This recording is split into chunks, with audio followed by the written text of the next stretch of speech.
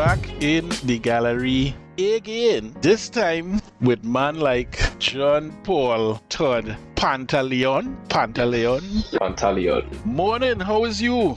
Welcome. Hi, good man. Hi, real good. And thank you for having me on the show. Yeah. So long time in waiting too. right. So you're waiting so long. You send me a cheat sheet, a fact sheet of the timelines is for me to go through here, which I very much appreciate. So as usual, we start with a little bit of history in terms of education and that kind of thing. As in man say on the internet, the education. Yeah, education. So you say you start off secondary school in Curep, junior sec. Yeah. And then you went morning shift. Then you went to St. Augustine Senior Camp.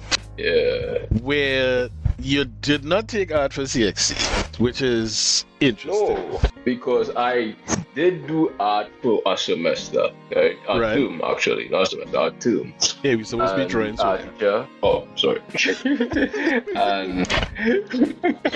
And the teacher was like, because I used to bring comic books and stuff. Right. Draw my comics to me. So I had like characters I used to draw. And she was like, can you draw? I was like, I don't understand the question. Kind of get lost. That's what I was saying. So I was like, wait a minute, like, you don't draw characters properly. And I was like, well, wow. And she was like, And I was that kind of turned me off. What form was this in? Form 4. Form 4. So you drawing, you having fun. This would have been in class? Yeah, in class. So she walking around, see your stuff, and asks you, can you draw? Yeah, and I was like, I tried to improve and get better, you know it was me. And she like, I was like, you know what? Let me go and study my geography.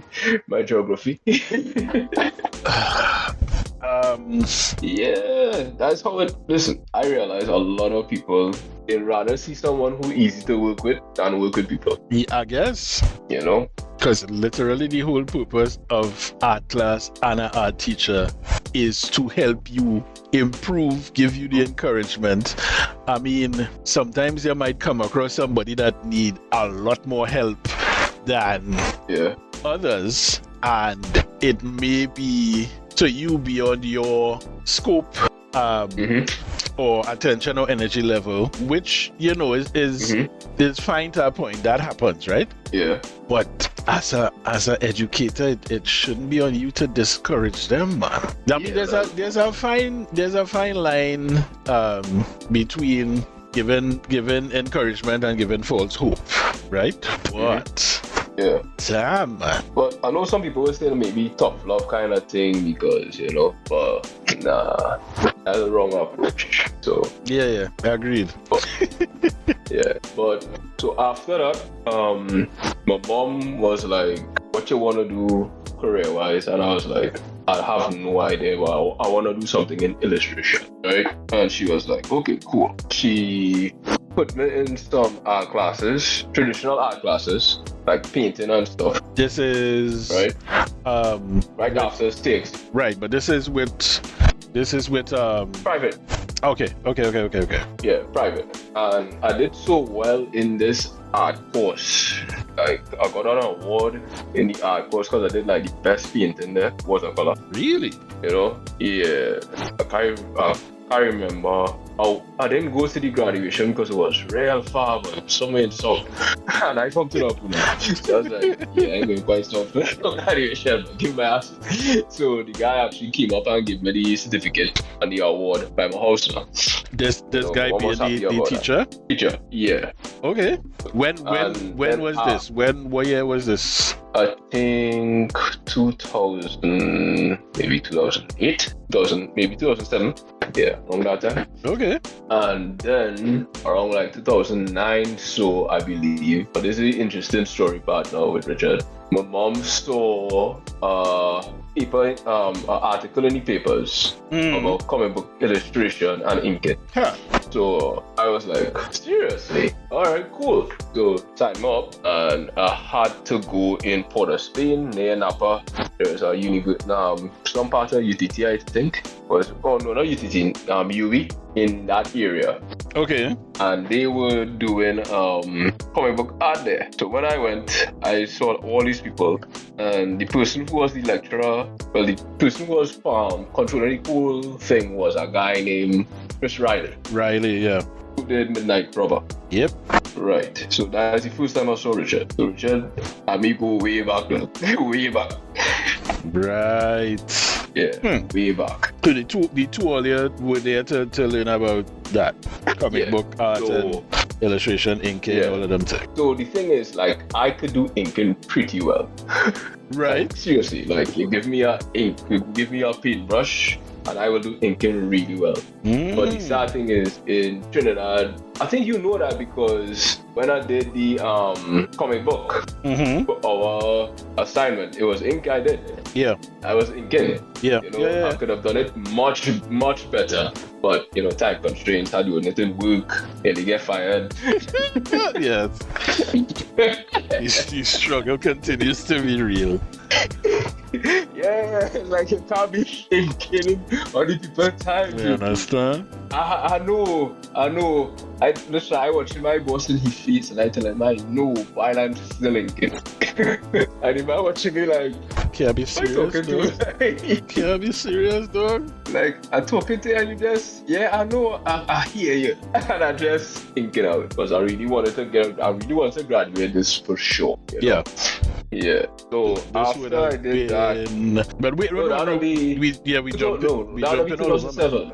Yeah, that would be 2007. Right. So 2007. the comic book art program in UE, I guess it would be a short course, right? Yeah, it was a short course, a very short course. Right, so that's summer, so like 2 months. Right, so that was 2007. Right, after that. So I went, because I was going to Costa at the time. Where you was doing in Costa? Journalism and public relations, which I am good at public relations, but I am terrible at journalism. Why did you choose those two? Well, that's a joint thing, right? But I used to like the marketing aspect when you go into public relations. So I used to do a lot of research. Okay. Right. So I guess that came into play when I started to do graphics as well. I would always do research about a topic, about a brand, So well, the most effective designs come from doing proper research beforehand. Exactly. So when I did that, I was like, this is not for me because. Well, the journalism was the PR. Right. Why it wasn't for you? So the teacher was very real, and she was saying, "Listen, if you cannot sleep in the night, do not go into PR. If you can't, as you know, if you can't sleep in the night, don't go into PR. Yeah, if you're not comfortable doing what you have to do for PR, remember in PR you have to make the other company look good, no matter what they do.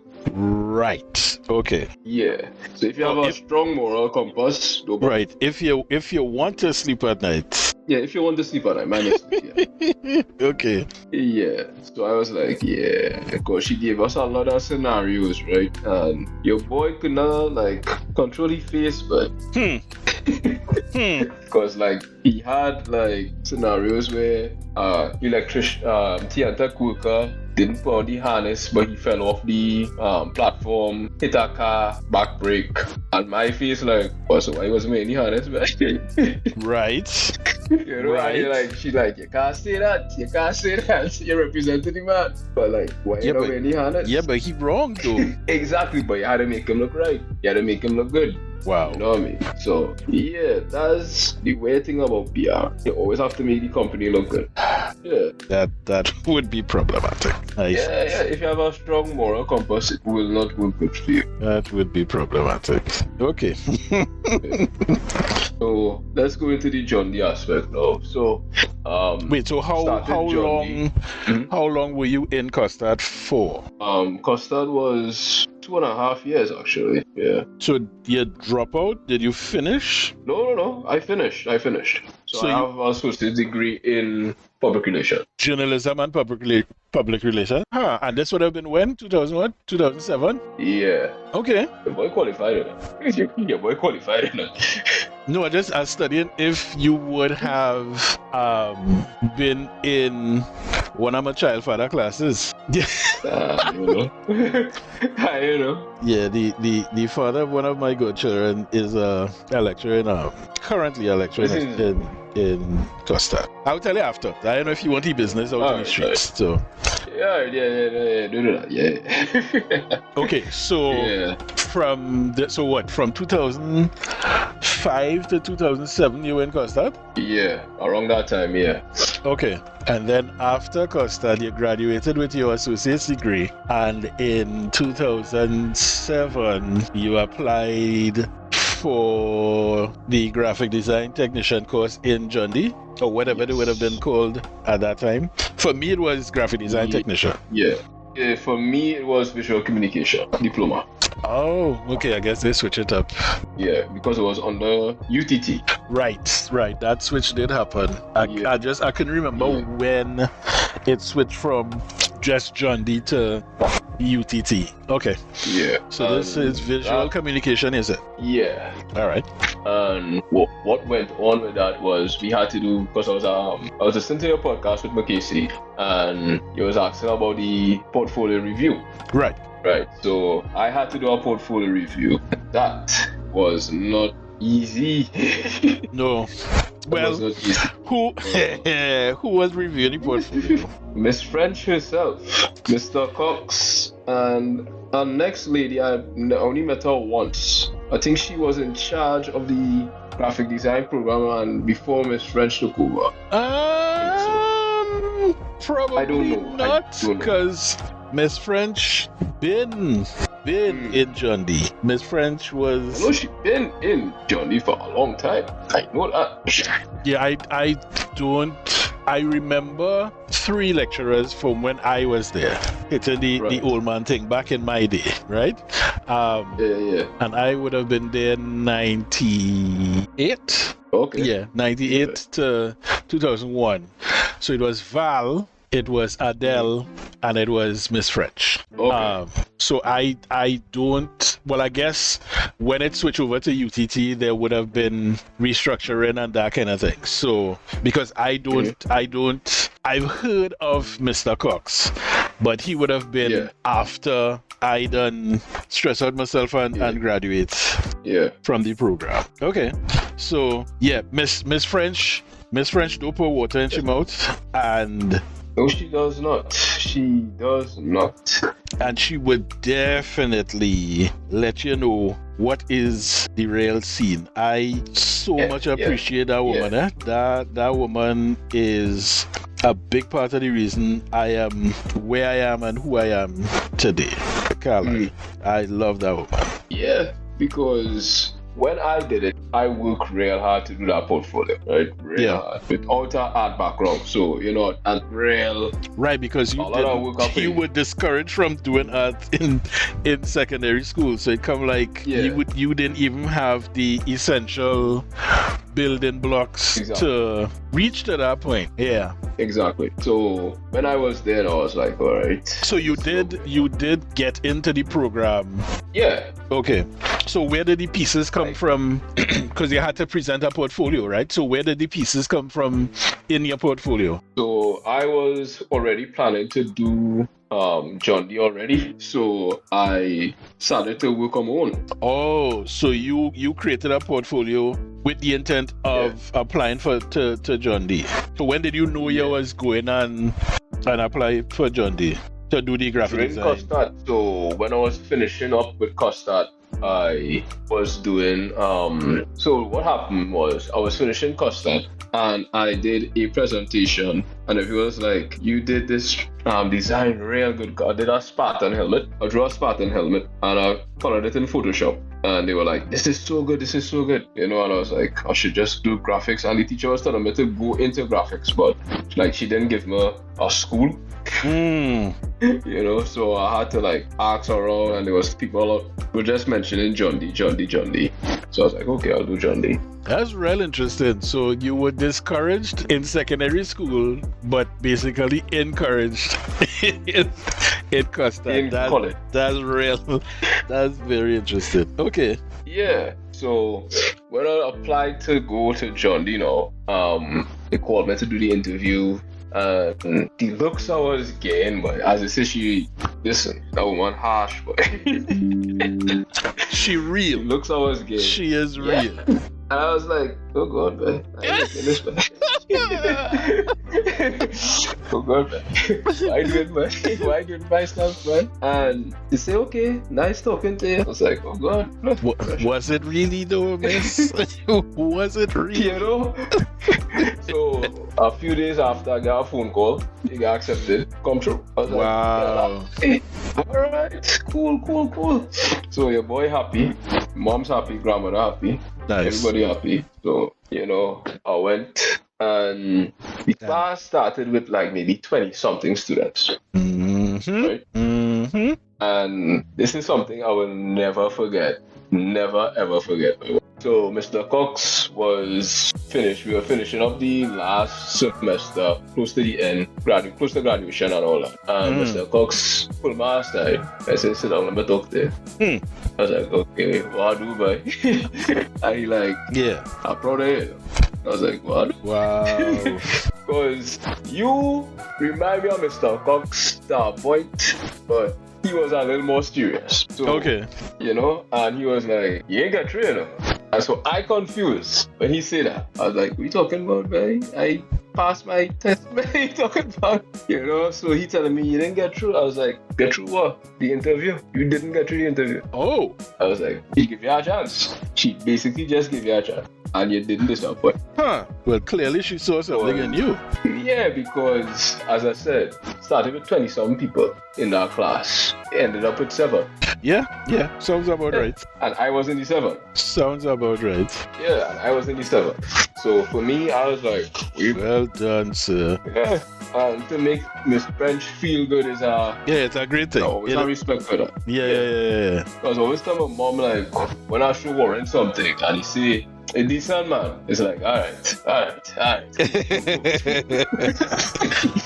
Go somewhere. Yes, and as I always say, you and my winner, Miss French friend. Yep, for real. Real. Because this is something I learned from Miss French. And this is why I don't like doing a lot of unnecessary stuff in graphic design. Like, a lot of people do like stars and splatter and all those things. I never understood why. Because I always say, hey, Miss French in my head, what is the reason for it? Why are you doing it? Yeah, you gotta be intentional with everything you're doing, man. So if you cannot say, well, I'm doing this because X, Y, and Z, nah, don't do it. If you can't say why you're doing it, just don't bother. Give it alone. Interesting. That's very interesting. Because a cousin of mine, I want to believe he applied to John D. I guess it might have still been John D when he applied. I think he said he applied more than once. I'm not sure, and he didn't get through. Yes. Yeah, they didn't choose him. And he is. I don't know if he's still at least doing it for fun, but he was one of my, when I first started teaching at SBCS, it wasn't even on the art program, because that didn't exist yet. It was on the creative media program. That's when they had a campus on Picton Street, and he was one of my first. Okay. He was in one of the first set of classes that I taught, and he, for one of his final projects, he did a comic, and that's when I know this man donkey years. This is my family, right? Yeah. So I know him growing up. I never know he could have drawn, and he's a competent artist. And I watching it, I like, this is amazing though. Like this, I was watching your slide. I didn't expect this from you. So then when he tell me he didn't get through in John, it's like, why though? Like they get that strict? Shit. So then because somebody was telling me, who this person is.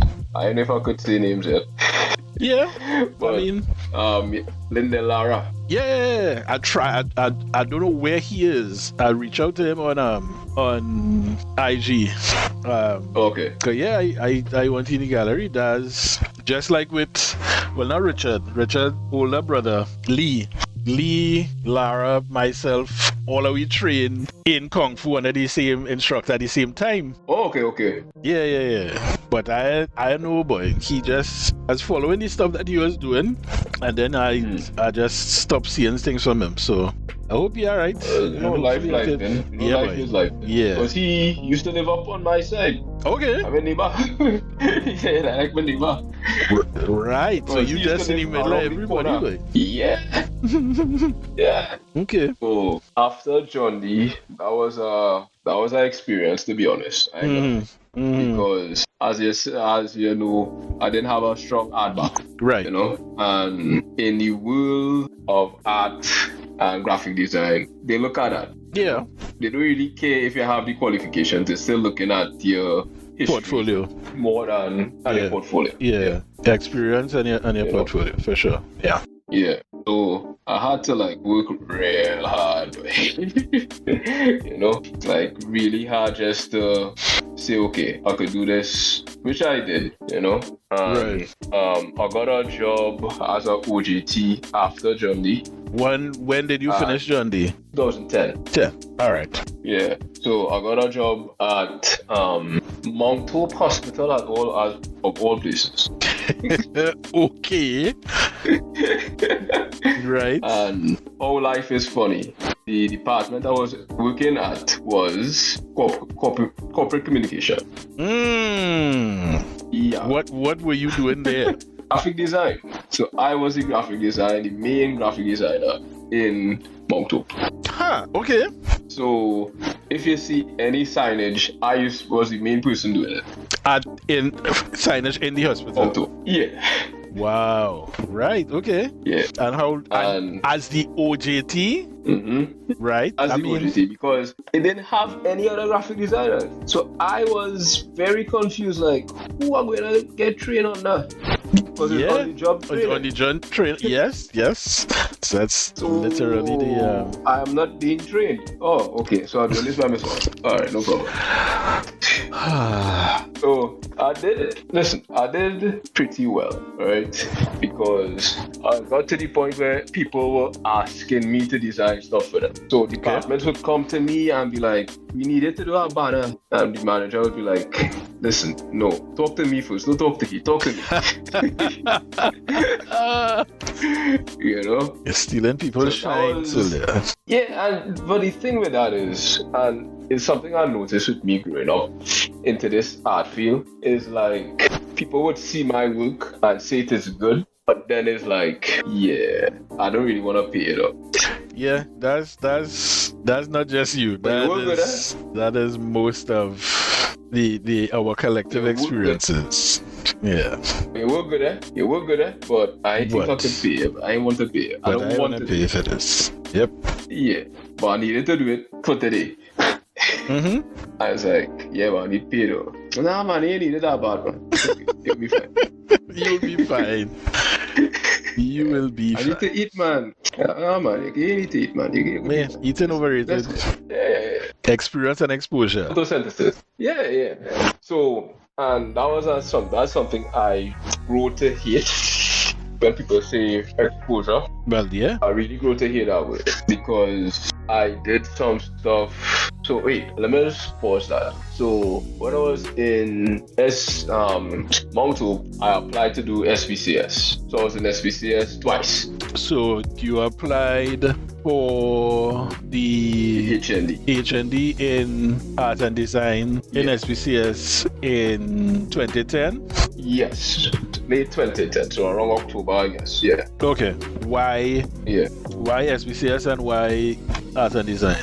Well, because I wanted to improve. One, that was my main goal. I just wanted to improve, get better at my craft. Because being real in this world, you just can't be stagnant. Right. Facts. So I wanted to be better as a graphic designer. Okay. And I realized, SVCS will be the best place for me to do this. And I wouldn't lie, SVCS from that cohort, and the BA cohort was actually like one of the best design experiences in my life. You know, because I did some of my best work in SPC. Okay. Yeah, because I don't know, I can't find that because it was on my old laptop, and that hurt. But I did a design for my Windows class. So the project was to create something that has never been created. Okay. And market it. So I created a glasses. This is before Google Glass. I created glasses that connected to your backpack. So if you want to go hiking. Oh. So you could basically scan the environment, see if there's any danger, take pictures, you know, look at distances, binoculars, kind of scopes. And that was my project. So that was like a product design kind of thing. Mm-hmm. So I did it. I did like a design when it's full blueprint. You know what I mean? Like, Warren, if you would have seen that, you'd have been like, wait, but like I did a blueprint, like blue paper, white. Right, yeah. Okay.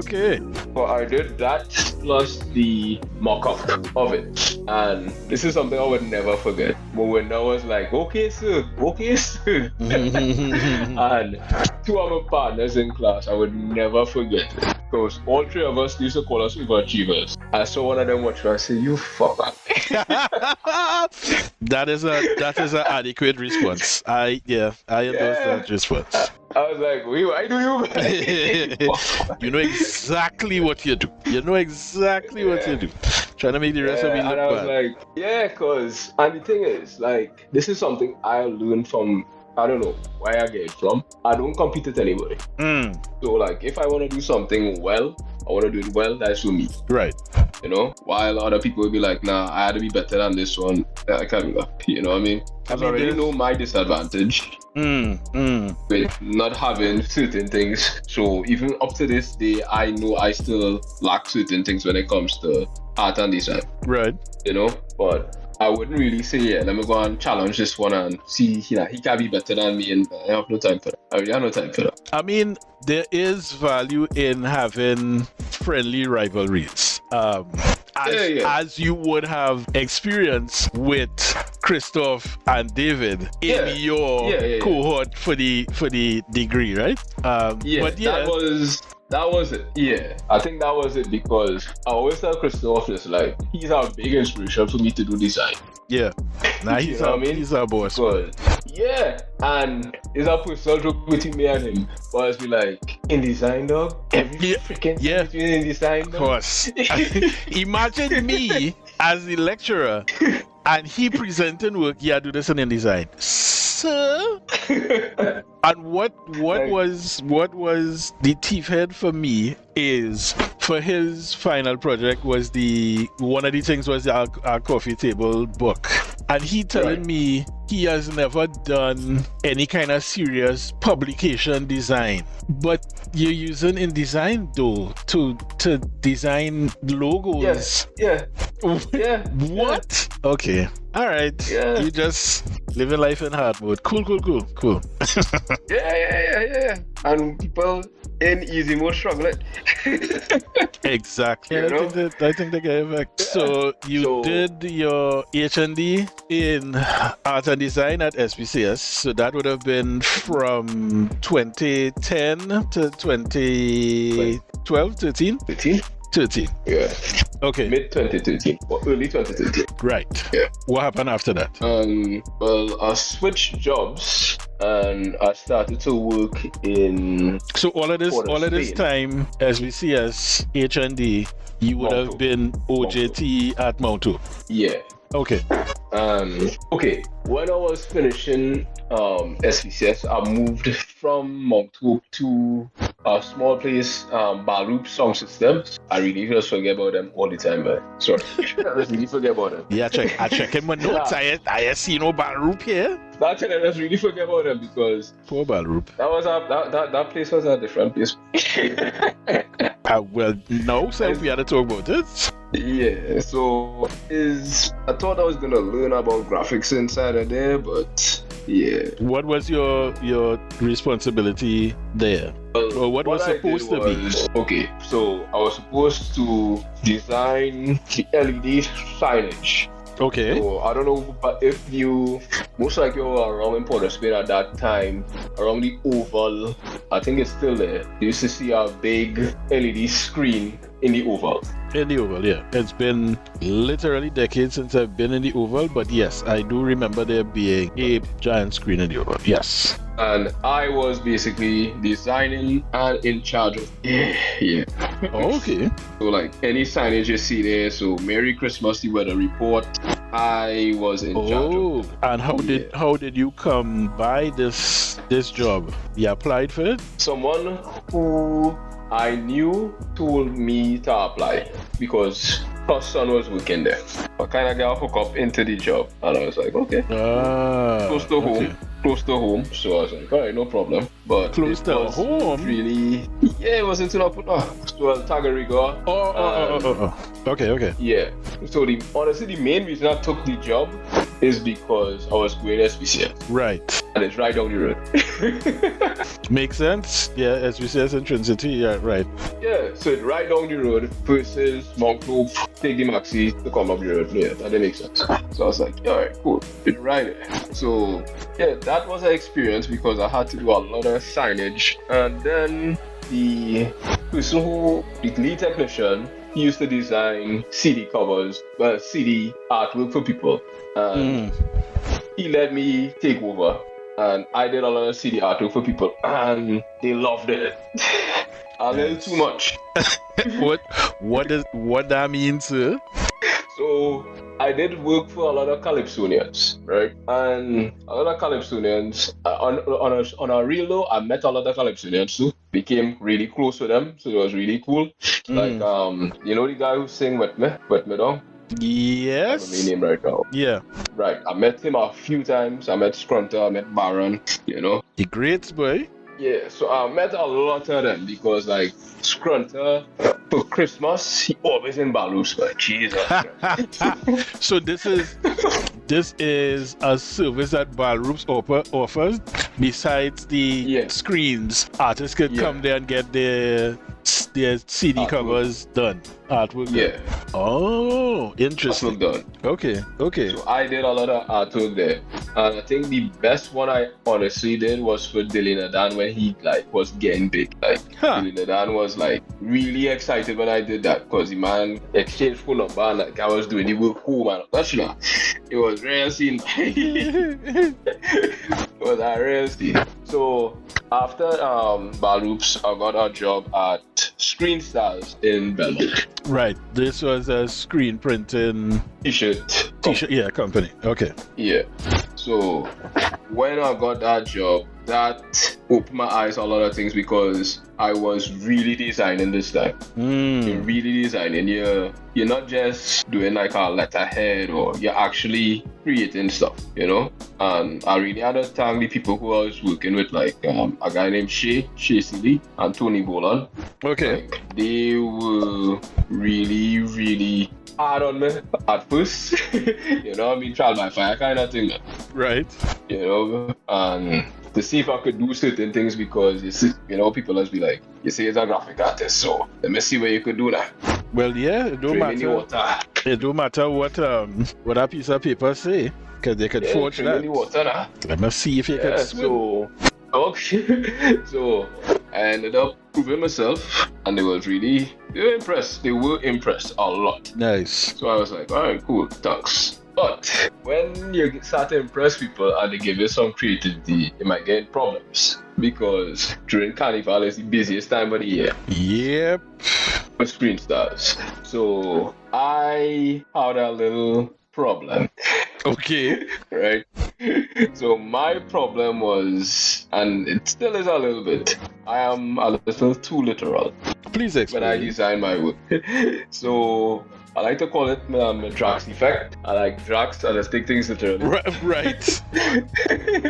Right. So I had to create carnival designs. So I used to listen to the music and come up with the ideas for the t-shirts. Right. And I don't know if you ever see some of these t-shirts from Detour. Carnival t-shirts from Detour, they used to sell it. People buy this one plenty, boy. Red Light District. It actually had like 3 stripper silhouette. That sounded very familiar. Three fellas looking at the silhouettes and just looking up on their mouth. Ooh. Right. And I did that one. And when I did that, the owner of the company, she was like, talk to this boy, talk to this boy. Talk to this boy, And I was like, well, I'm following this song. And then she like, yeah, talk to this boy. Wow. So they had one day I used to rail, I like Soap, you see my Instagram. And gosh, I was forgetting this singer name. Who sing Bumper Like Rain? Mm-hmm. Right. He had a song, that Bumper Like Rain, and I used to rail kill that song, and I was like, I want to do a t-shirt with that song. And I said, right, go ahead, cut through. That was she used to say, cut through. So I designed it. And what I designed, because as I said, I take things literal, I draw the sexiest woman I ever drew in my life. Right. In a carnival costume from the back, just from the back. Walk in, and a youth man on top of his father's shoulder, and it have a comic book bubble, speech bubble saying, where all them women just come from, daddy. Mm-hmm. And I print that and I carry that in the ghost office, and she just pick up that paper and walk back out. Dog, you alright? You out here stressing people out. And she like, talk to this boy. I can't. That is one she didn't print. Wait, so these t-shirts, so like the ideas you're coming up with, Screen Stars would sell the t-shirts. What would happen? So those designs were not commissioned by a company. That's just all you're doing, souvenir t-shirts and selling. Yeah. Also, Screen Stars used to sell merch, not just offer a service to other people. They used to sell their own stuff. Yeah. Oh, okay. That's news. I didn't realize that. So, as I said, the commission one was, I did one of the best ones I ever did was for Toyota. For Toyota, okay. Yeah. Toyota, the Hino just came to Trinidad, right? Who? And the Hino or Hino, something like that. The truck. Oh, okay. Mm-hmm. And it came to Trinidad at that time, and the representative of Toyota came to us, and they were like, they wanted to do a t-shirt for the Juve band or something they have it. I was like, okay. So I did one with the truck big in the front, and a whole set of people just partying like it's Juve. And every silhouette is not repeated. Right. So every silhouette is a different woman shaking. Right. And the girls was like, because it was women who brought the idea, and they were like, oh my god, I love this. Look how she's skin up. Look at that one. And I was like, all right, cool. Look cool. how she's skin up. Right. Right. I know what to tell you. Yeah. So Screen Stars was honestly a really good experience. And what really gave me like a sense of pride, like first time I really got a good sense of pride was I designed for Desperado. I did a banner. So that banner was what you would see for Panorama Night. Okay. Yeah, so I did a banner for Panorama. And then they said they needed somebody to design the final night costume, the final night attire. And they gave me that job to design. So I literally designed the outfit. Yeah. And I designed so this is not just a t-shirt design. This designing. No, it's an outfit. Right. So you turned fashion designer too, eh? Right. So I did that and they loved it and they wore it. And I think they win. Wow. So I was like, I'll get through that. You real get through. Me and is one of this thing you have on their belt. Wow. Yeah, don't show off. Clearly. Yeah, I need to start though. That has been the underlying theme for nearly all the creators that I have spoken to. That's the underlying theme. There are plenty things under the belt and not enough people know. In my opinion, right? And when I talk to them, it's like, yeah, I need to start up to toot my own horn a little more and them kind of thing. Yeah. Here we are. So that was really good. And then I moved on from Screen Stars. I went on to Callfire. Right. How long were you at Screen Stars for? Maybe a year and a half or close to 2 years. All right. Yeah. And what made you left. Switch? Why did you leave? More money. Okay, so the Callfire was just a opportunity that you took advantage of. Yeah. So was it same situation where somebody tell you to apply, or you just saw the vacancy? I applied. I wanted that job. Okay. Because it's corporate, and I know my strengths when it comes to like designing logos and stuff. I'm very logical. So I'm not really whimsical. That was never me. You know? I can't do it. I could never do it. Like, I have no problem with people who do it. Great. I wish I could do it, but I'm not the whimsical type. Right. So use tracks. Yeah. You know, like I'll be like batteries. Many man say Anulax. You know? And I did a lot of serious work when I was in Callfire. And when I was in Callfire, at the same time I was doing the degree. At SBCS. So this would have been 2015 to 20. Yeah. But the degree finished at 2017. Yeah. And I wouldn't lie, doing the degree when I just came in was hard, but because my grandmom died in November when the course started in October. Wow. Yeah. And I was like, and me and my grandmom. So basically growing up is my mom, my grandmom, and then my aunt came back from America. So it was just 3 women basically raising me with my cousin. And he went away to study in America. So it was basically me and my grandmother and my mom, and then my aunt came down from America. So when she passed, I was like, wait. Oh yeah. Yeah, you know, and I lost my grandfather when I was in junior sec. So that was like hard. You know what I mean? Yeah. I know my mentality changed because I was really bubbly and real wild and thing. And when he died, I was like, you know, and a lot of things changed. And so when I was doing SBCS and she died, I was like, wait, like, how am I doing this, guy? You know, so I think that was when I was doing the Wildwood project. Right. Product design. That's the exact same time we were doing the Wildwood product design, around that time, because that was our early project. Right.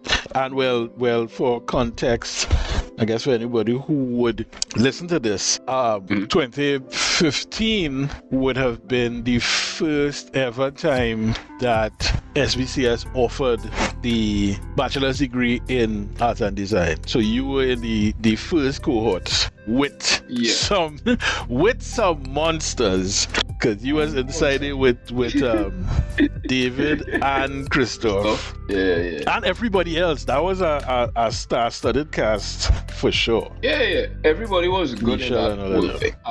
Everybody to me was like exceptionally well, you know? For sure. I was like, everybody had their own skills, you know? And I would always respect them for that. But like, after doing all the projects for SBCS, finished, graduate, was in Callfire, did a lot of work for Callfire. I don't know if you ever saw the Max logo, the Max mascot for Callfire. Nothing coming to mind, but I probably saw it. I sent it to you. I actually sent it to you. Okay, I'll definitely put it up. And I did that Max design, and that and that was a story I needed to tell you about. Okay. Yeah. So designing that was very funny, because the first thing that came up was my manager at the time was like, we need to have, I'm actually planning to get a team to design a mascot for the app was coming out. I was like, okay, cool. And he got the app. I designed the app logo, and then he called the company and they did a app mascot. So it was a robot for the app mascot. And so I saw it and immediately was like, yeah, yo, check man. And he like, check you. Why I checking you? Okay, what's happening? Yeah, that is not a hand-drawn anything, eh? And he like, what you mean? Yeah, that is stock photo image. And he was like, no, it's not. We spend money on this. I was like, no, you get wrong. Because I was very rude with this one, and I should not say it, but I was like, no Trinidadian could design a mascot like that. Okay. Because it looked so like off a free pick. That's what I meant. It looked so off a free pick. And I was like, yeah, that is not that. And he like, no, if we spend money on this, I was like, send it to me. Yeah, just because you spend money on it, don't make it not stock though. Exactly. So he sent it to me, and I just do simple Google image. Find a reverse image search. Yeah, find 10 of it. My boy watched me, he said thanks, and he closed it up. And I was on the phone cussing people. You just out here hurting everybody feelings again. And then he like, so what we gonna do? I was like, what we gonna do? well, it's your fault we're here, so what we gonna do? So I said I will do one. So I designed a character named Max. And I was kind of bad man because Call Fire, when I came in, had a little issue with hair. I don't know if you remember that issue back in the day. That is an ongoing issue, and not just with insurance, but all financial institutions seem to be very much against natural hairstyles. It is still a thing. I thought I was gone. Nah, it is still a thing. They're a little more lenient, but it is still there. And it is, I don't want to defend them because they just be on shit, but is perception, right? So, the general public still, as a whole, and especially the quote-unquote people with money, they still have their beliefs and perceive natural hair and dreads and this and that with a lack of professionalism, and because they can't see themselves reflected that way, they might not want to do business with those types of people. That bullshit. So I did a character named Max, and I let him have some nappy hair though. But it wasn't, I didn't overdo it. Like a big afro, I wanted to do it, but I was like, nah, I'm not do that. So I just kept it a certain way, you looking preppy and all that, Right. And the weird thing was, everybody loved it. And is everybody in qualified? It was, yeah. Right. They didn't know I was thinking like that. I was like, yeah, that is my goal. Right? So what made it weird for me is not seeing it online or anything. What made it weird was when they bring the cutout. Right. So they did a cutout and they brought it for me to see. And I was like, what the fuck is this? Yeah, because now it's not just real because it was real when they created it, but now it's something tangible. It's not a digital image. It is physically manifesting in front of you. So that's a different kind of feeling, especially for a designer, right? To see your design in physical form. Yeah. And I was like, this is weird, because as I was just saying, when you're working on a computer and you see it on the computer, it's like, okay, cool. Yeah, custom to that. Yeah. So when I did it, I was like, this is really good though. And it was tall, and like my dad used to come in and check on me once in a while and just see how I'm going, because he lived in Nelson Street. Oh, okay. That's our next story. That's our next story. Because I am basically like Leonardo DiCaprio in The Departed. In what? In The Departed. In The Departed. Okay, alright. Yeah. My dad lived near East Dry River. Like, they could throw something from his house to East Dry River and again. And my mom, middle class, upper class, in Tunapuna. Yeah, so if you catch what I say. Yeah. So two different lives, but exactly. So doing that was like a huge eye opener, because you do it and people really like what you do. You made the company feel good. And I was like, yeah, I'm actually happy that I did something like this. Yeah, so the PR training come in, boy. Yeah, come in, come in a little bit, yeah. You know, and after that, I was like, yeah, I need to branch out for this. So I did a lot of freelance work. While you were still at Qualifier. Okay. Yeah, a lot of freelance work. I actually did work with a company called Taifa, which is like one of the insurance companies or something like that. Okay. And yeah, they're in Port of Spain as well. And when I did work with them, the same thing I was saying with the not the billboard, but with the cutout, I actually did work for them for an event they were having. So I did the logo, the branding, as well as I designed a truth. Okay. Of course, you have a real thing under your belt too. Yeah, I know, right? And I was like, I designed it, and they say that they will just carry it to the person and they will fix it. I never saw the trophy, so I don't know if they kept with the design or if they say it's too difficult to make. And yeah, they moved on with that, and I worked with them maybe a few times after that, and that was it. Okay. And they were very happy. So yeah. I mean, yeah, if they come back to work some more, then they had to be pleased with what they get. So after Qualifier in the 2019, late 2019, I applied for a job in Japan. Right. And I got through the teaching job. And this is with there's JET to teach English? No. It's a private. It's like JET, but it's private. So a lot of companies in Japan have private schools. So you could do it with private because JET is government. Okay. Yeah. So what happens with JET now is they don't tell you that the government pays for everything for you, right?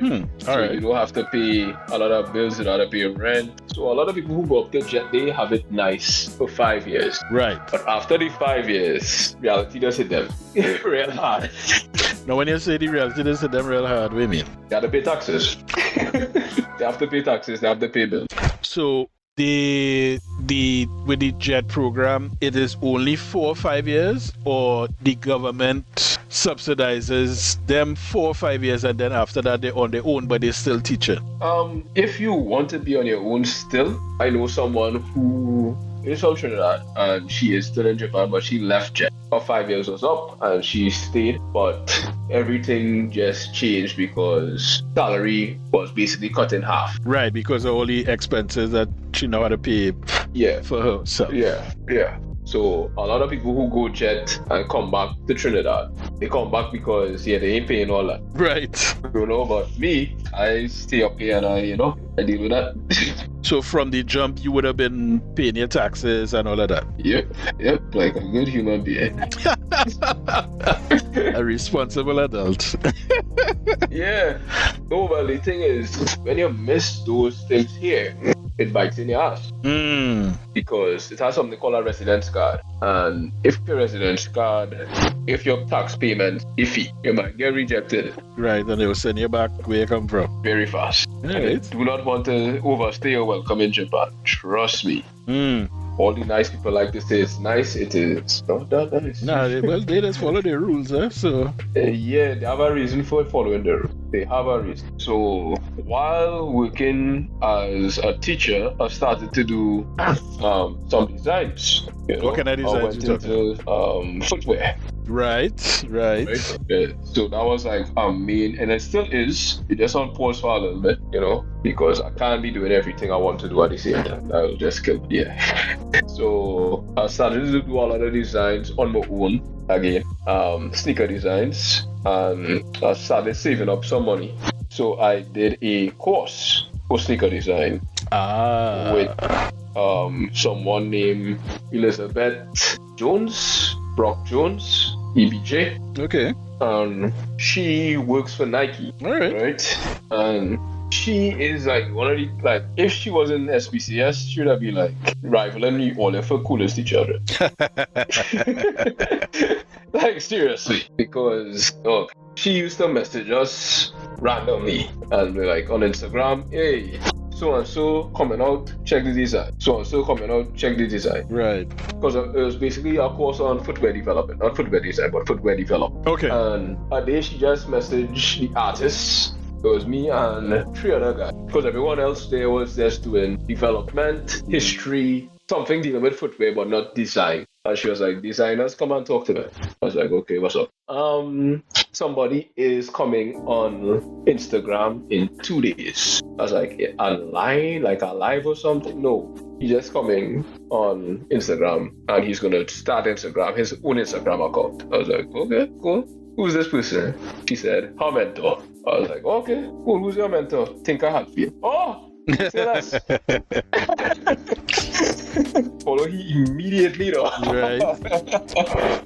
You know what I mean? And like the guy, he had a Skype, a video call with him, and he was just talking. I was like, think I had fear. Right? This man makes the most amazing shoe that do exist. You know what I mean? This guy designed Jordans, and then he designed the Back to the Future shoe. Right.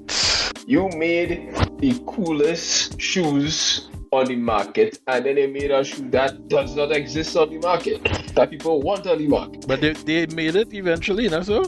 Yeah, but it's not the same, because it don't lace up by itself. Well, I mean, fair. The only person who will have the lace up one is Michael J. Right. And that is like a big obzocky thing. Because in the back have the motor behind it. So okay. Yeah. So after that, I was like, okay. So I finished the program and I applied to like crazy jobs on LinkedIn. How long was the program? 6 months. Okay. It was a long time actually. Yeah. No, not 6 months. Sorry. 6 weeks. Okay. Yeah, Okay. 6 weeks. Yeah. And I applied. I aced that program, by the way. Like 88% in that. Nice. So I applied to a lot of companies over here, and they were like, "Your design's good, but we need you to have 3D." I was like, "Ass, boy." Yeah. You know, and it's like they will tell you stuff, but they just keep out things, shit. You know, it's like, yeah, you could do this, but you need to learn this. But you didn't tell me that from the jump, though. No. Yeah, sorry. And then they gone. You know, and it's like, why would you do that?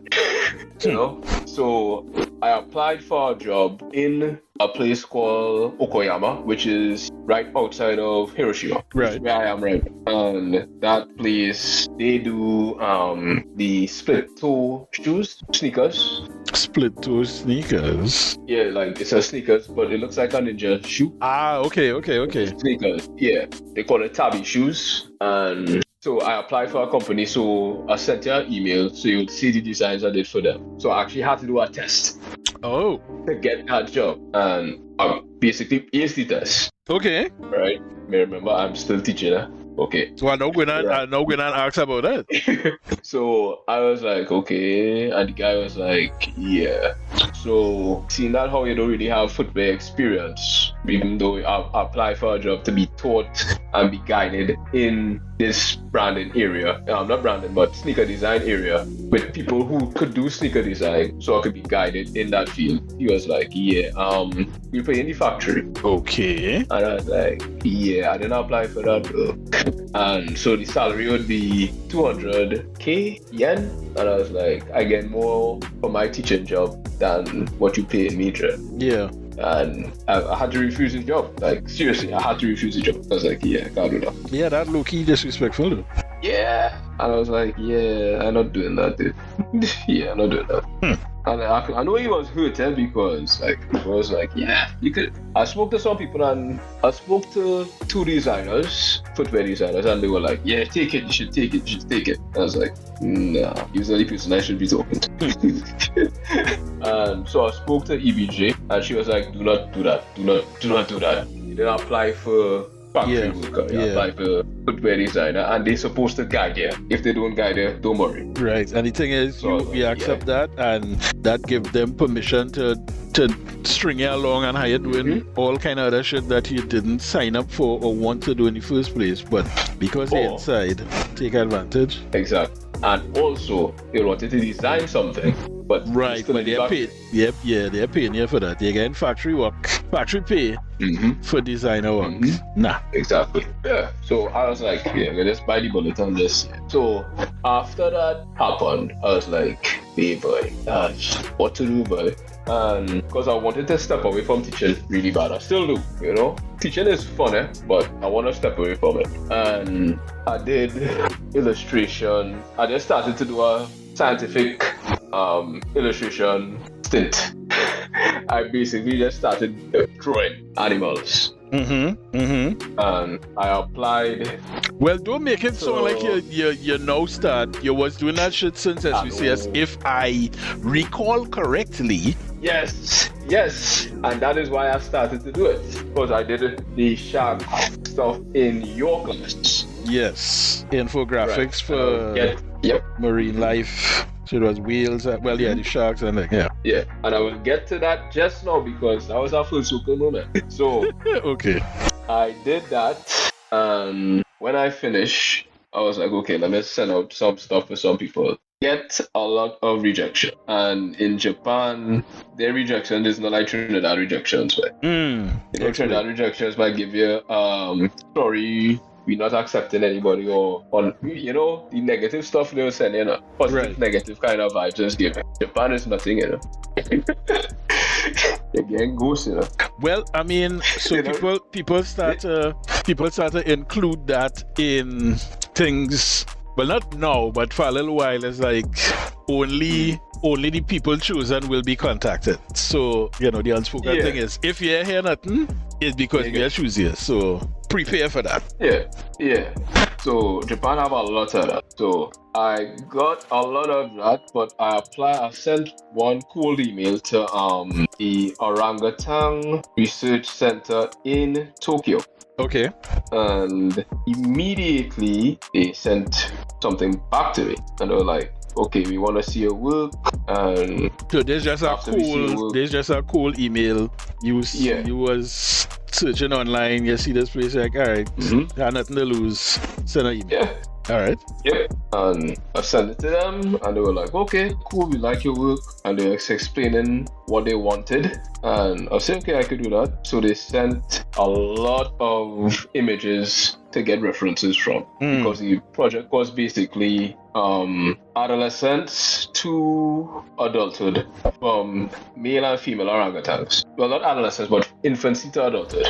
Right. So I basically had to draw a baby orangutan, a child orangutan, if you want to call it that, teenager orangutan, and an adult orangutan. Right. So I did that, and I sent it to them, the first sketch, well, not the first sketch, but the full digital concept, and they were impressed to the point where they raised the salary.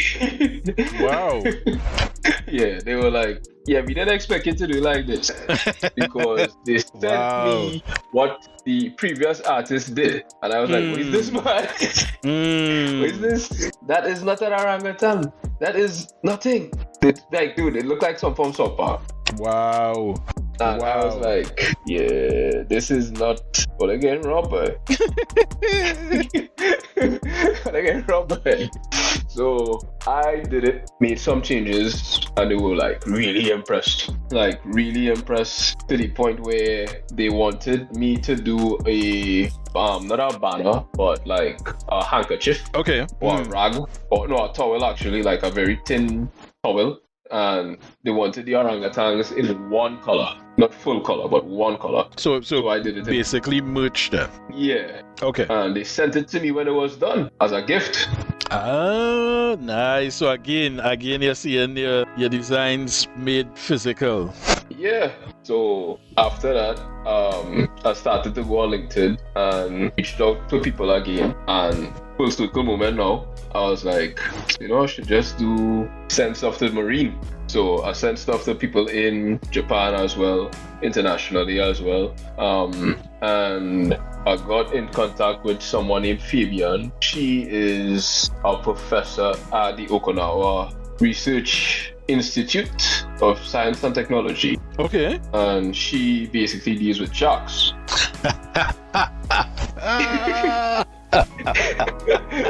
So she basically saw what I did for the SBCS, your assignment. Right. And she was like, yeah, I want you to do something, but not like that, but more cartoony because it's for Children? teenagers. Teenagers. Okay. So I was like, okay. And she was like, I want it to be the food chain, but it'll be shark, tuna, small fish, shrimp, and then like plankton. So I did that whole thing. Got paid really well. Excellent. Excellent. Let me show you how well I got paid. My mom was coming up, right, to visit. And when she came up, I spent so much money to make sure like things are good for her now. And I didn't have the money to buy a bed. So I had to buy a bed, and then I got this job, and then I bought the bed. I was like, oh, okay, I can buy the bed. That's what he's saying, man. Yeah. That is what he's saying, man. Yeah. So what I hearing you saying is the first, second, and third rounds of beers is on you because thanks to me, you get your life. You're welcome. You're welcome. Yeah, no problem. No problem. I don't get Jackie. That's great, man. You was holding out on me, man. You didn't tell me all of that. Yeah. So now went back to the comic now. Okay, so all of this stuff happened around what kind of time? The orangutan was 2024. No, 2023. The sharks was 2024. Yeah. Okay. And then I did a logo design for someone 2025 from Scotland, Alabama, actually. Yeah. And I don't know, you saw my website, right? My new website. I have not, but I will. Okay, yeah. It's on my page right now. And I was sent past clients to the new website, and I didn't put his logo in the website because I always like to ask permission to post up their stuff on the site now. You know? Okay. I know some people are kind of funny when it comes to those things. And he was like, yeah, we could not post up my thing. I was like, why don't you do? You're disrespectful. My thing, my logo ain't good enough to be on your website, though. Yeah, son. And I'm like, all right, sorry. So I post on the website, but a little post on my puff. You love it. Nice. So, yeah, that mean he real proud of that look. I mean, he real proud of that look. Yeah, because he had a lot of ideas, and we worked on this for like 6 months. 6 months, because he had an idea, it wasn't good, and he basically canceled it halfway through. And then he came back. Well, he presented you with an idea for the logo. Yeah. And you tell him it's a shit idea? No, I didn't tell him that. I would say I would do it. But then he didn't like how it came up. Oh, okay. Yeah, and he canceled it. And then he came back. And I was like, okay, let me come up with something instead. And yeah. Okay, so initially he came to you with the idea and you executed his idea and he didn't like it. Yeah. And then he come back and he trusts you to come up with the idea for his business. Yep. And when he trusted you with his baby, finally he gets something that he could say, yeah, there's it here. Yeah, basically, yeah. Wow. So with that, with the money from that, I bought an iPad. Right. Investing in we craft. That's what we're saying. So the goal was, once I got the iPad, I had to read the comic. Right, because I remember you had reached out and you was asking a set of questions about iPads and different drawing tablets and things. Yeah, because as I was telling you, if I had more experience with the iPad and tablets from before, screen tablets, that is, not the normal tablet, because I had a normal tablet and it was like a bamboo. Right. From Wacom. Yeah. And that was cool, but in this day and age, you need the one with the screen. I mean, I don't need it, but it is very helpful. To be fair. Yeah. And I was like, okay, I'll get this and I will try my best with this. So I got the iPad and I did a lot of practicing, like a year. I just practicing on this. To just reach to the point where I am right now is just daily practice. Right. Like on the train I am drawing for it. Like shaking. I reached the point where shaking doesn't even bother me anymore. Right. You know what I mean? Like you're on the street car and it is shaking and you're like, okay. You know? So when I finished practicing, I was like, okay, I want to do the comic that I had in my head since SBCS HND. Because so we had to go back a bit. Your final project for the BA, wasn't it a comic? It was supposed to be a series, a 4-part series or something like that. Yes, Weird Ones. Yes. So you had the ideas and the aspirations to create comics from long before now. Yeah, long before. But the comic I had in mind, the one that I didn't know, that is old. That idea is old. Right? It's an old idea, but I know I could not have done it the way I wanted to do it in SPCS. Okay. Because the main villain, and I think I posted it up on Instagram, that main villain is like, that drawing was like 2012. And I now finalized this drawing. I now finalize how the villain looks. Yeah, sometimes that is happening. Yeah, and I was like, yeah, I need him to look the way I want him to look. I want him to look like this is the idea for the villain who I have. Imagine Darkseid had a school. Right. A university. Darkseid had a university. Thanos is a teacher. Rishagul is a teacher. He's my next big bad for me. Apocalypse. Yeah, Apocalypse. Apocalypse is a teacher, and that is the student who come out of the school. Right. Personals. So he's the type of villain, when you see him, he's not loud. He is not loud. He like, you know, listen, I'm talking to you calm, you're gonna die. Don't get no worries. Don't beat up. Don't worry. I'm gonna beat you very bad. Okay? You're gonna die, and it's okay. It is okay. It is okay. And that's how I wanted him to be. So like when I did the comic, I needed the first part to be an introduction, right? Because the second part is going to be the most violent thing I ever do in my life. That's what we're saying. Yeah, because I wanted it to just be, as I think I told you, I wanted it to be out. It needed to just to be out there first. Right. Yeah, because that first part is not that important, because that first part was basically the bar scene. That is basically what it was. It was a line, and he had to go his way, and the friends had to go their way, and he meet people, and that's it, you know? So I wanted it to be a line, and then after that, as I told someone before, when you read the book, every single thing in that book is going to go left. It has no happy anything at all. Right. Everything is left. So as you think something good happen, nah, don't worry. Nah. Think again. Just say nah. Yeah. Because this is not a spoiler. Because this is like, you're gonna see it anyway. That's not a spoiler. The spoilers it's gonna be like the journey itself is a spoiler. Okay. Right? But the main thing is Earth loss, alien invasion. Earth loss, right? And what makes me a little worried right now is what's happening in the world. Because I wrote this script and seeing the news right now is like, I hope this not gonna happen. It going from fantasy to reality real quick. Yeah, because one of the dialogue is the main villain has a son, right? And how I created the main villain, who's in the cover of the book, is like a Conan kind of mentality, you know, conquer kind of thing. And the son, I know you're going to cost me for this one, because I was really thinking what personality to put behind this one. A certain character anime fans do not like is the son inspiration. Okay. Griffith. Yeah, I wanted it to be that kind of person.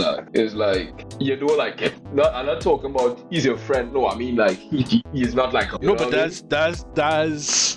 is the thing though. Like with Griffith, he was very likable. He was very intriguing.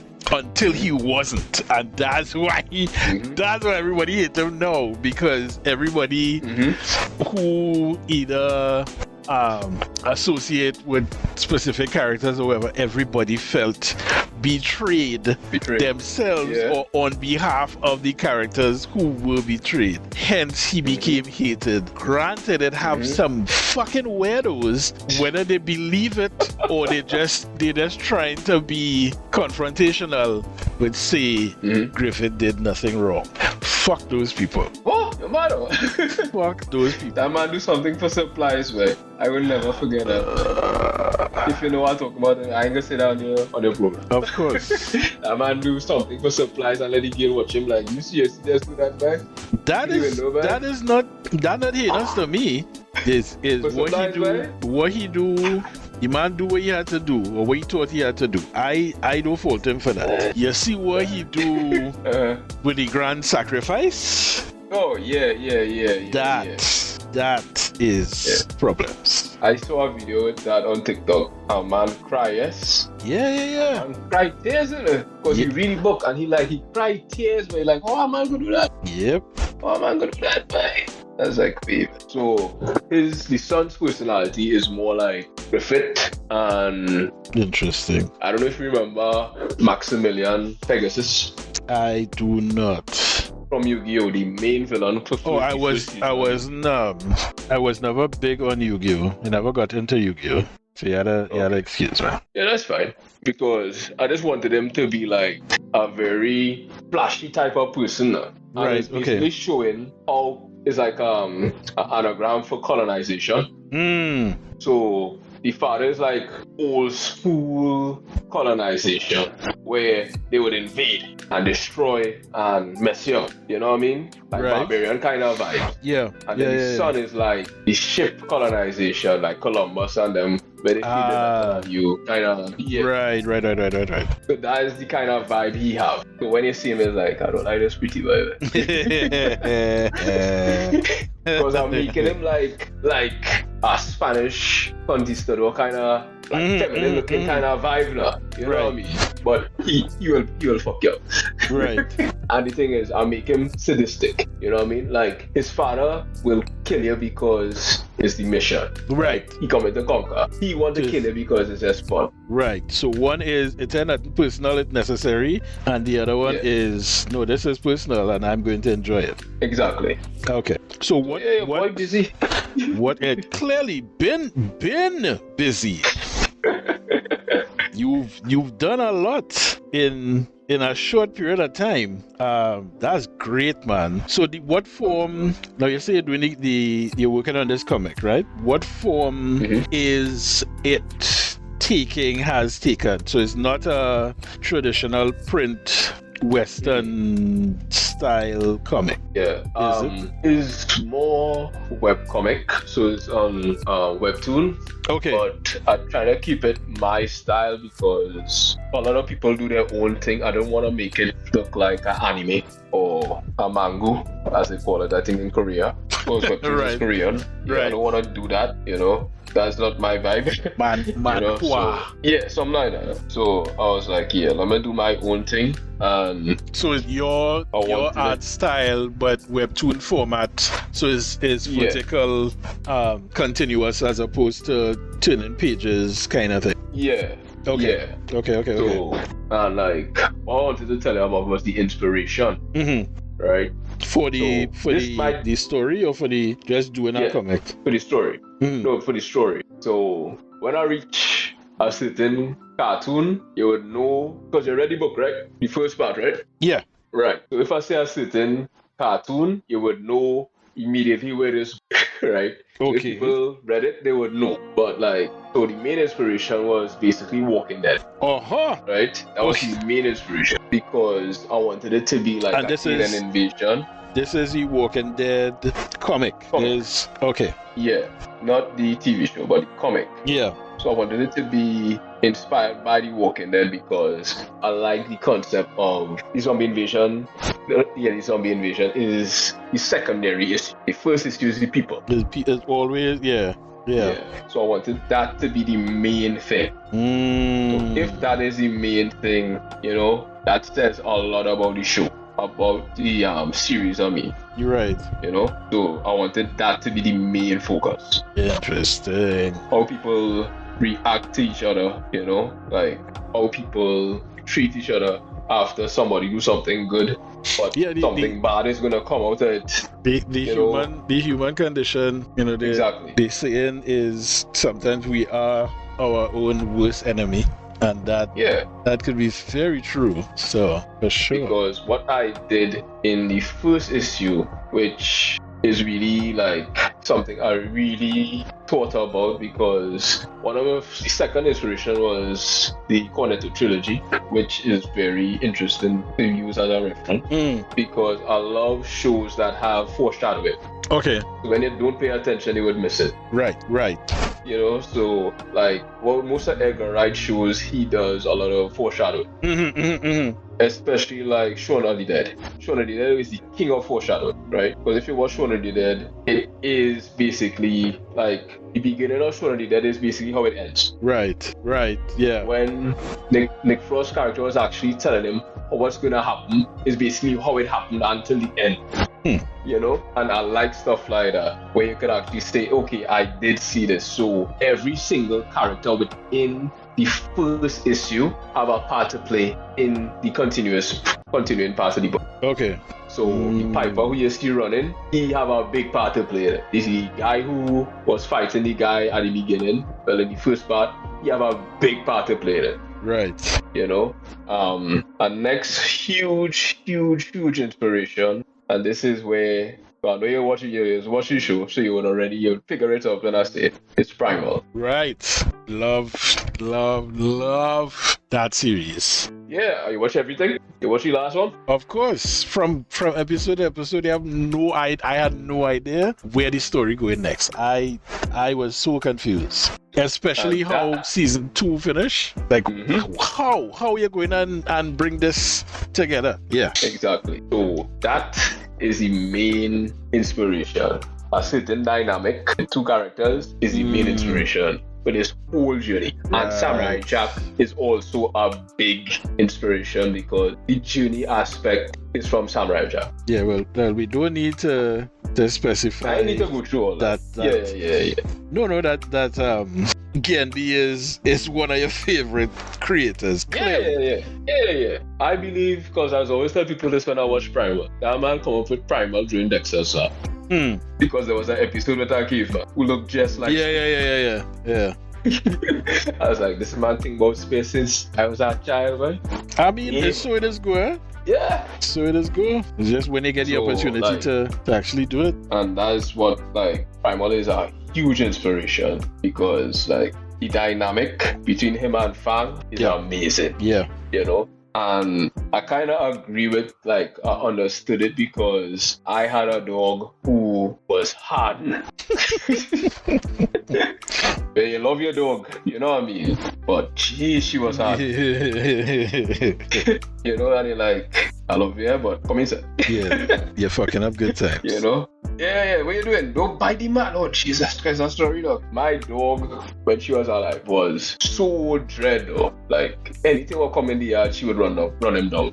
What She was mixed with, I think, a Ridgeback and something, but a short version of Ridgeback. Okay. Because when you put her in the backyard, because I had a big backyard, in the front, she would listen to you, in the back, total animal. No, well, the back is my spot. You can't tell me what to do in my house. Exactly. So when she in the backyard, like, I'm not listening to you. Come here. What?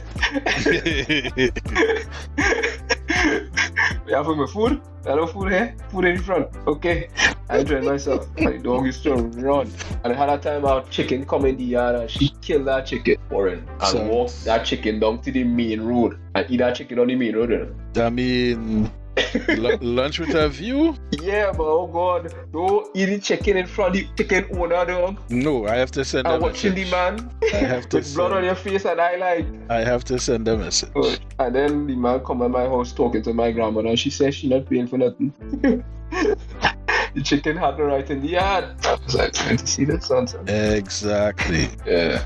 So I wanted to keep that kind of relationship within that story of tension. You know? So if you know I'm coming from already, because it was just 2 scenes with that character. Okay. And that character is gonna be a huge part of the story. Yeah. Okay. When I start posting it, yeah, that will be So you say it is currently, the first part is currently on Web2. Yeah. Alright. I will definitely supply a link for people to check it out. Because the second part is going to be violent. Because right now I'm drawing a lot of action poses. A lot of action poses. And so this a lot of backgrounds I mean. Yeah. This comic is what you're doing in your free time when you're not teaching. Yeah. Plus you're still freelancing. Yep. When the opportunity arises. Comes. Yep. And I have to try and not get in trouble while I draw. I mean, you have plenty experience with that, eh? Yeah, I know. But you know how people are when their manager call and say, hey, somebody say you're drawing when you're not supposed to be what? I finished your work already. I know, but you know how it is be. You gotta pretend to be busy. Yeah, you have to they have to see you working to believe you're working. They can't just see. Yeah, they need to believe you're working, not see you working, but believe you're working. Even though the work is done and getting done, that's not enough. You don't believe that. You see over here the front side, right? How so? Them just need to walk around, you know. They just need to walk around. Just walk. You walk inside, drop a pen and walk back out, pick up our water, walk back in, drop the water, walk back out. Right. That is a day, you know. That is a day. And people be like, yeah man, he busy man. He just busy today, man. And you like, busy. Alright. If you say so. You'll be safe for sure. Yeah. Yo, Warren, your stuff real bad. What's that? How long you using this? Your stuff real dread. Thank you, sir. Thank you. How long you using this program? Because this is new to me, man. Magma. The first time I would have used Magma was maybe 2 weeks before the first podcast. Okay. Yeah, so I did some research beforehand.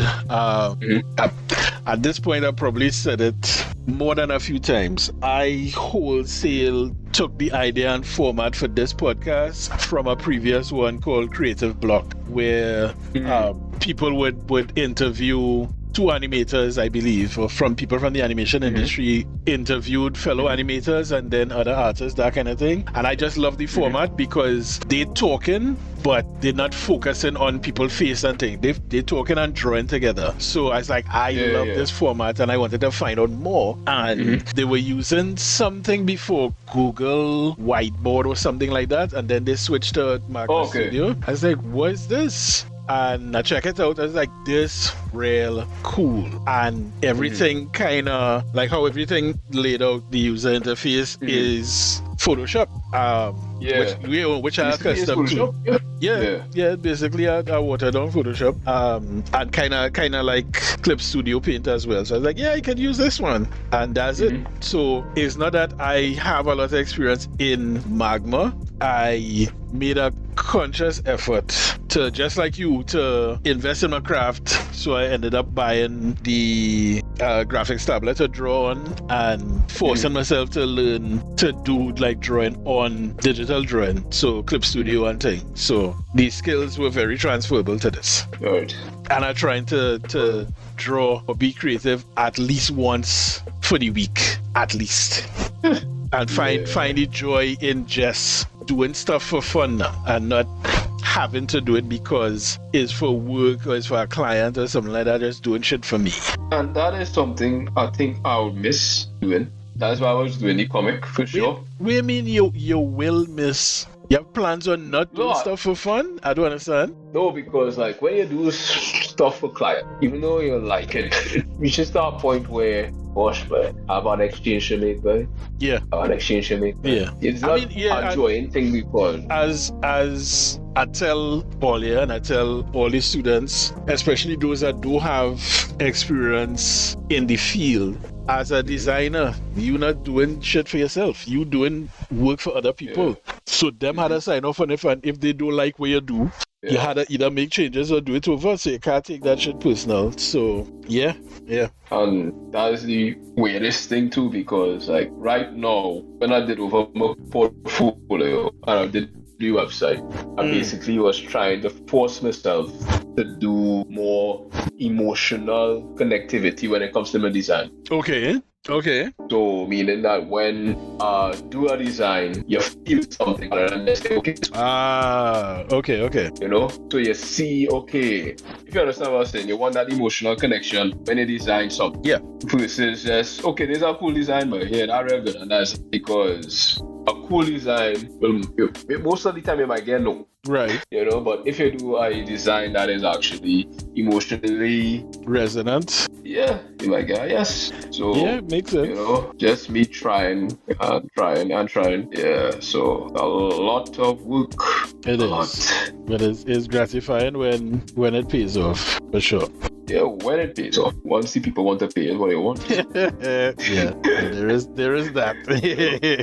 There is that. Yeah, a lot of people don't like to pay, you know? Yeah, they do respect. Oh, by the way, how are the new students? I mean, just like with everything else, you have the ones that you could claim, and you have the ones that would frustrate the shit out of you. So it's just to recognize and deal with it accordingly. But yeah, in every cohort, it have some diamonds in the rough. It have some that not sure. They not sure why they're there. You not sure why they're there, but you work with what you have, kind of thing. And it's just at least for me, try my best to guide as best as I can and hope they find value in what I'm trying to impart, you know? Because what I noticed is that, especially as I teach now, is that a lot of people, they don't have the patience to teach and deal with people. Yeah. You know? And I'm not saying it like the people who I work with, but I'm talking about looking at past experiences and then looking at what I do. You know? Yeah. It's like, I'm not seeing what I'm doing. I didn't see that when I was young. What do you mean? You know? Like, what I'm doing with these students, I didn't see it when I was in school growing up. You know? Like, the teacher realized, okay, he get in some trouble. So, all right, class, you do what you have to do. I will go and talk to this one, and let's see if we can figure it out together, and then move on. Right. You know, some teachers don't really have time for that. They'll be like, yeah, I have no time for you right now. Well, it's definitely so. At least with me, is a conscious effort that I made when I first started teaching, which is to teach and interact with people and students how I would have wanted lecturers and teachers to interact and teach me. So I teach how I learn, and that's more practical. That is not trying to come off aloof or that I supremely better than anybody, you know. So I try to be down to earth, try to be real, interact with human and being lighthearted. Because life done fuck up as it is. So I don't need to add to anybody's stress, right? But at the same time, when it's time to get serious, let you know, hey, this shit's serious. So, you know, stop fucking up.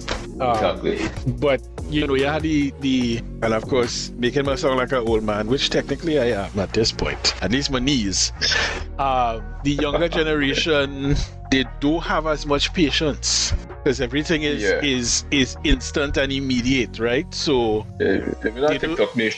exactly. So you're not spending time figuring shit out and enjoying the process. Everything needs to be immediate and as little effort as possible to get immediate gratification and satiation. When you should be finding, ideally you should be you feel that elation from finishing a project and hopefully doing well in terms of grades or whatever. But there's joy in the journey. There's joy in figuring shit out. And at least for me, that extra sense of pride is like, hey, I do this thing. I went through the process. I understood, or maybe I didn't understand, but it still worked out. So now I could look back and see where, shit went right, shit went wrong, and so, well, all right, next time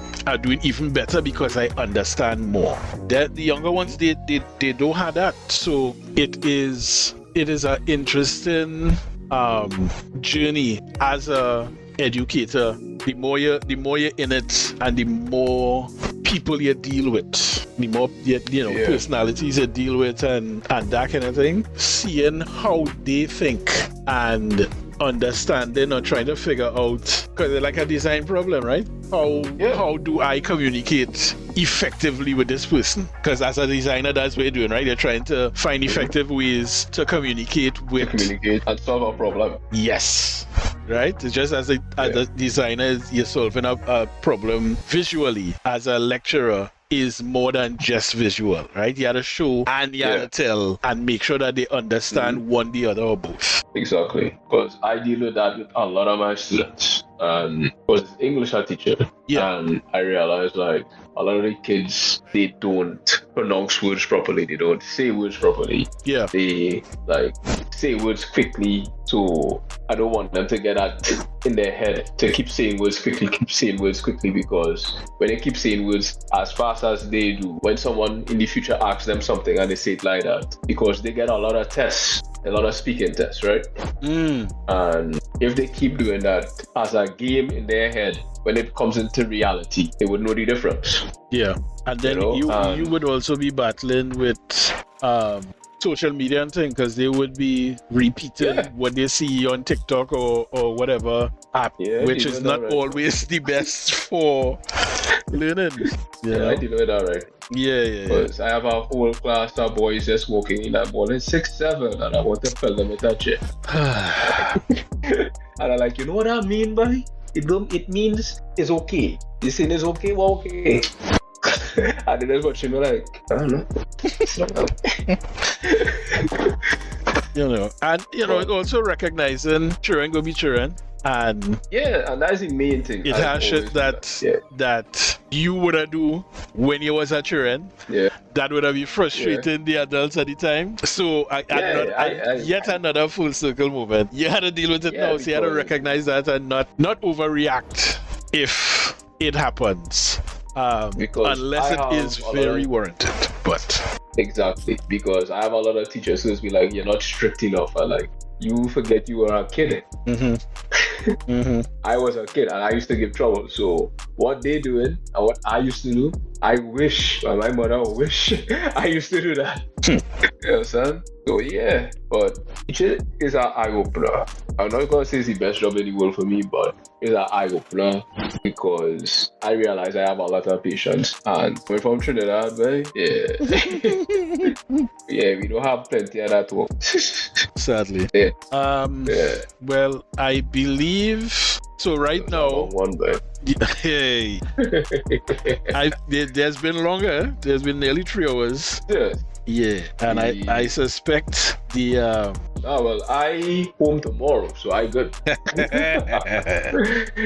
I good. So I suspect that there's going to be at least one interview in the future with a certain person that is going to be very long, because I know that man 30 plus years. So we are real.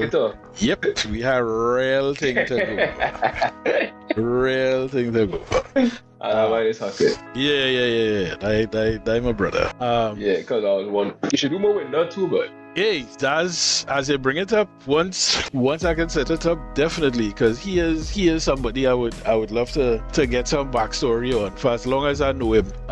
Plenty things about his past and development I don't know. So that it would be a good thing to get at this. So I'll definitely reach out to him and see if I can make that a reality. Because Mwenda is a designer who I admire because the man work unique, boy. I meet you after. I meet him first. So when I saw his work, I was like, this man work real different, but it's like classic. you know what I mean? It's like the old school classic vibes. Well, I see you, I was like, John Deere. So then I see you like this colorful thing come. Like, yo, I never see anybody use color like you, Jay. Like, seriously. Like, seriously. Thanks, man. I appreciate it. You had to work for Sony or something. Or Spider-Man 3 or something. Like, One day we go see.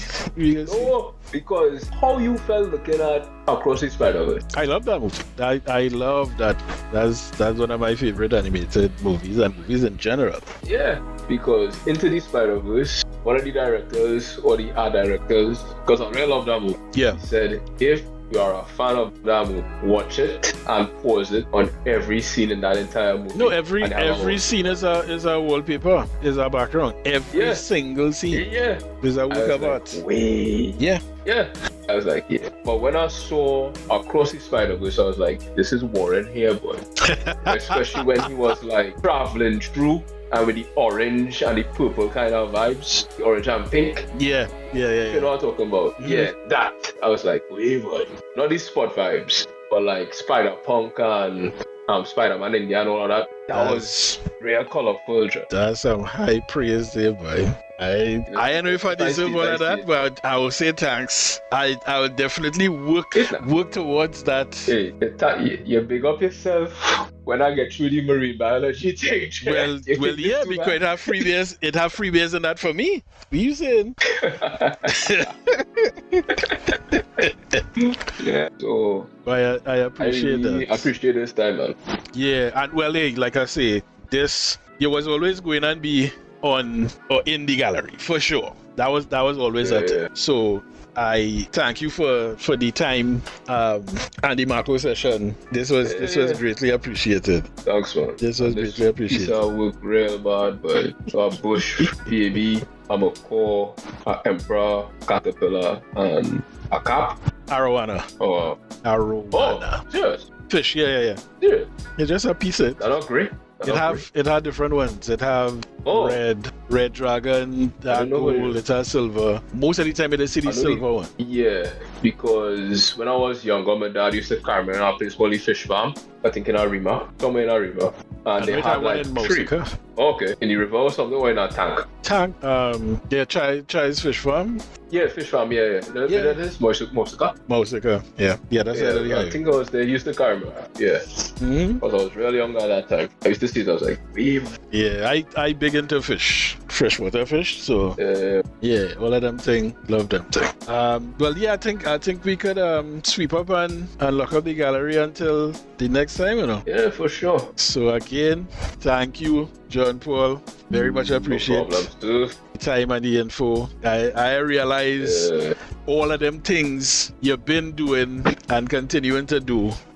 So definitely as a former lecturer, just to say honestly, real proud of you, proud of the stuff that you're doing, and looking forward to more stuff from you for sure. All right, well, until next time. Later. Yeah, man. Thanks again.